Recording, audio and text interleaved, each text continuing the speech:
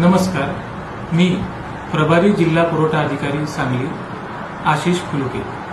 मी सांगली जिल्ह्यातील सगळ्या नागरिकांना आवाहन करू इच्छितो की सध्या परिस्थितीत गॅसचा व पेट्रोल डिझेलचा पुरेसा साठा उपलब्ध आहे। त्यामुळे नागरिकांनी कसल्याही अफवावर विश्वास ठेवू नये व जिल्हा प्रशासनास सहकार्य करावे। यासाठी माननीय जिल्हाधिकारी महोदय श्री अशोक काकडे सर यांनी यांच्या आदेशानुसार 24 तास नियंत्रण कक्ष स्थापन केलेला आहे। त्या कक्षाचा फोन नंबर 0233 26 00 500 असून नागरिकांना कोणतीही तक्रार असल्यास या क्रमांकावर संपर्क साधावा व जिल्हा प्रशासनास सहकार्य करावे।